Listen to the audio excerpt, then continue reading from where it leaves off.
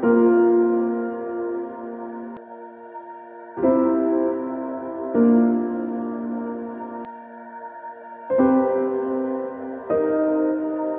is an act which you hurt a person mentally, emotionally, and physically. Form na siya sa pag-discriminate sa usa ka tao. Ito ay isang paraan ng pampalipas oras sa mga taong walang magawa sa kanilang mga buhay. Bullying, ito po kasi yung mga bagay na nakakasama sa isang tao or nakakasakit. It can lead also into depression, and then syempre pag mag-depress ka, it can lead into death. Social, emotional, o kahit napasalita, ito ay iba't ibang paraan upang makapanakit ng ibang tao na tinatawag nating bullying. Laganap na ito sa buong mundo, sa paralan man o kahit sa social media.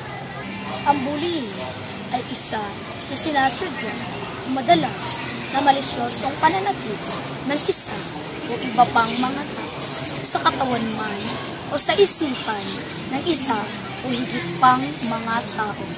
Ang bullying ay isa sa mga pangunahing karahasan sa paaralan. Marami sa mga kabataan ang nakakaranas ng ganitong sitwasyon. Ngunit gaano nga ba kalaki ang epekto ng bullying sa mga taong nakakaranas nito? Siya si Joy. Hindi niya tunay na pangalan. Siya ay nakakaranas ng pambubulas dahil sa mga sugat niya sa binti at braso. Nilalayuan siya ng mga kaklase niya dahil natatakot at nandidiri ang mga ito sa kanya dahil sa sugat niya sa binti.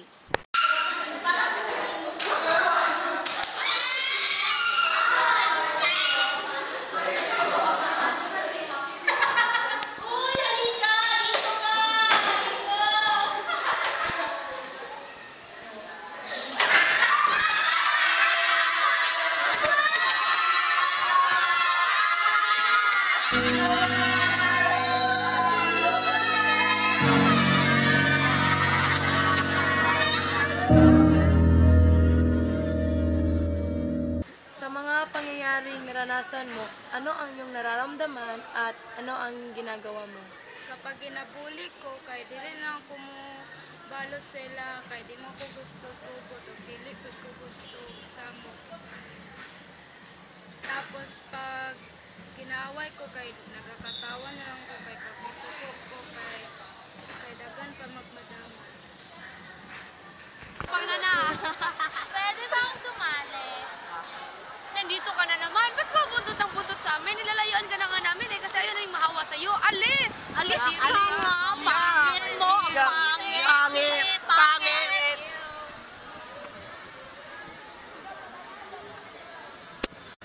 Hindi lamang pasalita, sosyal o pisikal ang nangyayaring pambubulas sa panahon natin ngayon. Dahil nga sa mas sumisikat na social media, hindi naiiwasan ang karasang tinatawag natin cyberbullying. Marami sa mga tao, lalong-lalo na sa mga kabataan, ang nahuhumaling sa mga bagay na may kinalaman sa social media, katulad na Facebook, Instagram, Twitter, at marami pang iba. Hindi natin iyon maiiwasan dahil sa makabagong teknolohiya. Ang karasang tinatawag natin na cyberbullying ay isang pananakit at panghaharas ng isang tao gamit ang makabagong teknolohiya o tinatawag nating social media.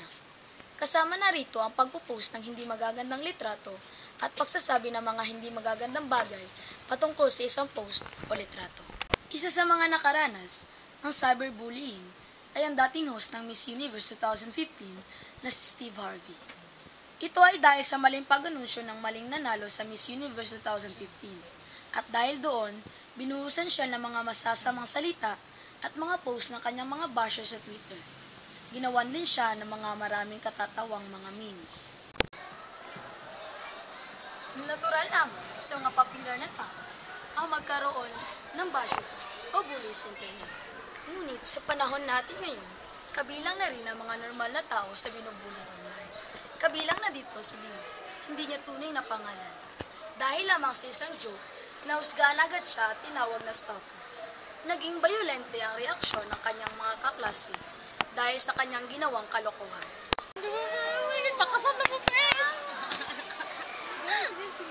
Hay! Siguro yun nasustok sa ating section. Alam niyo ba, kung nakilala ko kung sino yung stalker sa classroom namin, sasampalin ko siya at sasabunutan at sasabihin wala siyang karapatan na mang-stalk sa classroom natin. Ako rin. Sasampalin ko siya. Girl, nagigil ako sa kanya, guys. Dear.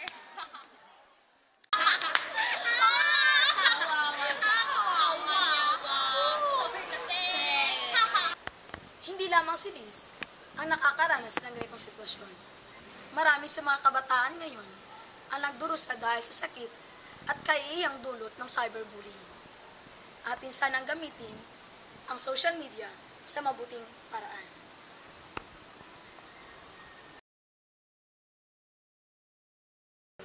Ano po ba ang batas laban sa mga nambubulas? Pwede niyo po bang malawak na ipaliwanag? Ang batas is we have Anti-Bullying Act of 2013, yun nga Republic Act 10627. So that protects children from being bullied at school. So nakapaloob nga dyan, sabi ko, mandating schools or creating a committee inside the school, yung mga teachers, that includes ang guidance counselor, yung nga child protection policy. So sila na yung mag-implement dyan. May first offense, nandoon sa policy na yon, anong gagawin sa batang nagkasala ng first offense. So andun sa kanya yung i-reprimand siya or pagsabihan or mag-undergo siya ng counseling. Pag inulit pa rin niya, yun na yun, pwede nang ipatawag yung parents. Pag third offense at sobra na, so depende na yun sa school. Pwede na siyang isuspend or i-expel. Pag ang bullying na ginawa niya has caused death to the victim, so pag nakakos na ng death sa sobrang pagbubuli, namatay, or nakakos ng physical injury sa sobrang bully, itinulak ba, so napilayan or ano, saka na magpasok yung pulis.